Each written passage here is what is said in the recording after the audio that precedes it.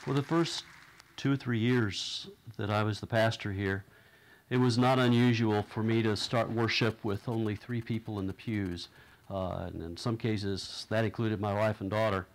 By the end of worship, we'd have maybe 20 people in worship. Our membership had gotten so low, and the funds weren't coming in, and it was just hard to meet our expenses month after month, and it was pretty scary. There was a lot of time spent in praying and searching for a way to find a sense of mission and purpose again. And when it came to us, it came accidentally and through a tragedy. A homeless man was murdered. He was beat to death with a stick. It was a very tragic situation. And somehow, in the process of that, as pastor, I ended up providing some kind of pastoral counseling, grief support to the mother of the victim, to the wife of the man who committed the murder, and to some of the community. 30 or 40 people showed up. And so we sat there right under the big cross at the front of our church on the grass in the sunshine. I had my Bible open, and I was surrounded by 30 or 40 folks who were very homeless. Many of them have addictions of various kinds.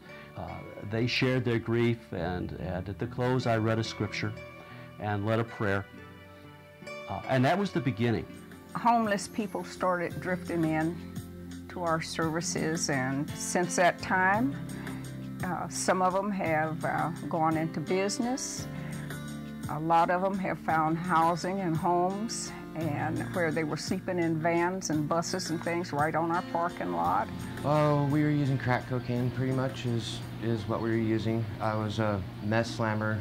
I quit slamming meth a year and a half prior to getting to Santa Cruz. I kind of traded one for the other. I was very lost. I came to the church the day my mom died.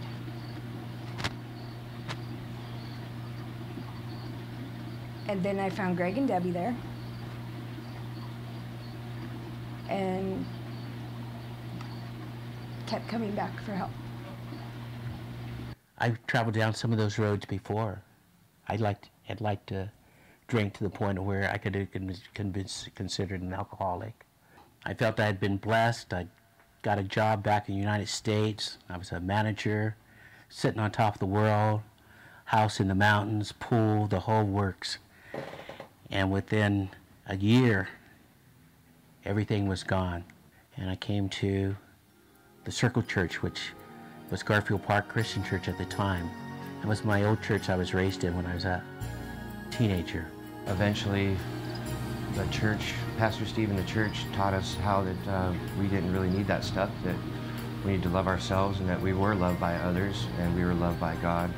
I think that we have come a mighty long way from where we were 3 years ago.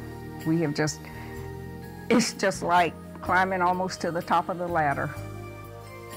And then I took the name of our church, which was Disciples of Christ.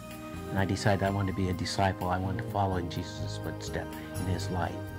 Even though I hadn't lived the best life, I found out that I could become whatever you wanted to be. Jesus would give you another chance.